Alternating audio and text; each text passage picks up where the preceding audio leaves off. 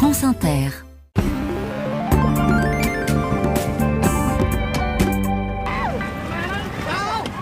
Et Kevin, nous sommes d'abord au Cambodge avec une libération. Oui, 2 ans et demi après cette interpellation musclée en pleine manifestation, Chim Sitar est sortie de prison ce matin, ramenée chez elle directement par l'administration pénitentiaire. Cette femme de 36 ans est syndicaliste et c'est pour l'une de ses luttes sociales qu'elle a été emprisonnée. Fin 2021, elle est à la tête du mouvement de contestation contre Naga World, le plus grand casino du pays qui se trouve à Phnom Penh et qui a licencié des centaines de salariés pendant la pandémie de Covid. Pendant des semaines, les syndicats demandent leur retour au travail, organisent des manifestations, des grèves, jusqu'à l'arrestation donc de Chim Sitar en janvier 2022.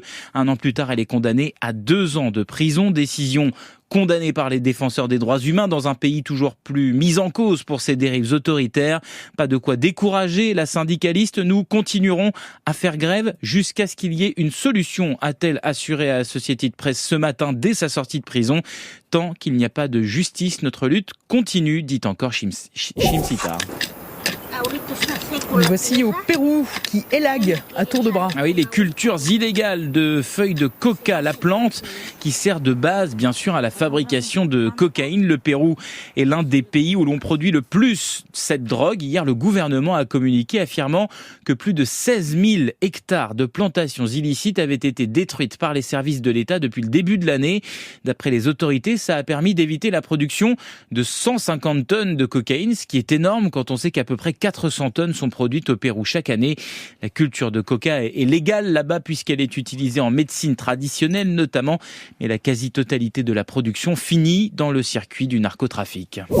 Et puis nous sommes donc en Corée du Sud, où revoilà des ballons. Oui, c'est un dossier au long cours, on en a parlé plusieurs fois ici. Depuis fin mai, la Corée du Nord envoie régulièrement des ballons pleins de déchets vers son voisin et ennemi du Sud, une forme de guerre psychologique qui fait aussi des dégâts, des maisons, des voitures endommagées, parce que quand ça tombe de haut, ça peut faire mal. Eh bien, hier soir, nouveau degré de dangerosité, puisque l'un de ces ballons a provoqué un incendie sur le toit d'un immeuble commercial de Séoul. Une 50aine de pompiers mobilisés, pas de victimes, heureusement.